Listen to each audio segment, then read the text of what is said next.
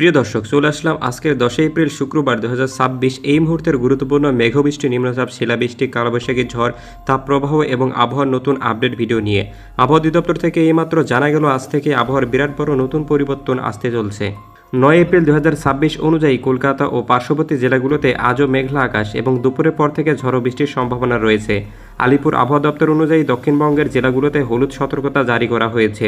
তবে গত কয়েকদিনের তুলনায় বৃষ্টির দাপট কিছুটা কমবে এবং 10 এপ্রিল থেকে তাপমাত্রা বৃদ্ধি পাওয়ার সম্ভাবনা রয়েছে।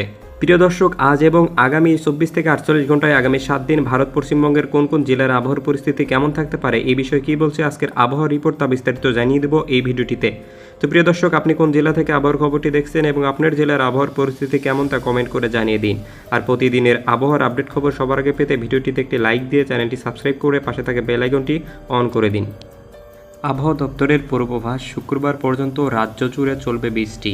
দক্ষিণবঙ্গের সব জেলায় বৃহস্পতিবার ও শুক্রবার বিক্ষিপ্ত ঝড়ো বৃষ্টির সম্ভাবনা রয়েছে।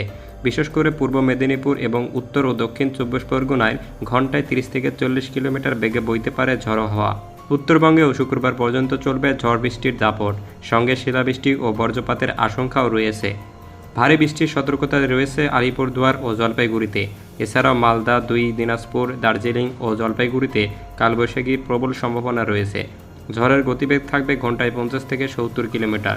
আবহাওয়া দপ্তরের তরফে জানানো হয়েছে, বঙ্গোপসাগর থেকে প্রচুর জলীয় বাষ্প ঢুকেছে গাঙ্গেয় পশ্চিমবঙ্গে, যার জেরে ঝড় বৃষ্টির সম্ভাবনা অত্যন্ত বেশি। উত্তাল থাকতে পারে সমুদ্র, সঙ্গে বইতে পারে ঝড়ো হাওয়া। এই পরিস্থিতিতে মৎস্যজীবীদের আগামী 24 ঘন্টা সমুদ্রে না যাওয়ার পরামর্শ দেওয়া হয়েছে। সঙ্গে বজ্রপাতের সময়ে সকলকে গাছের তলায় বা ফাঁকা জায়গায় না থাকার পরামর্শ দেওয়া হয়েছে।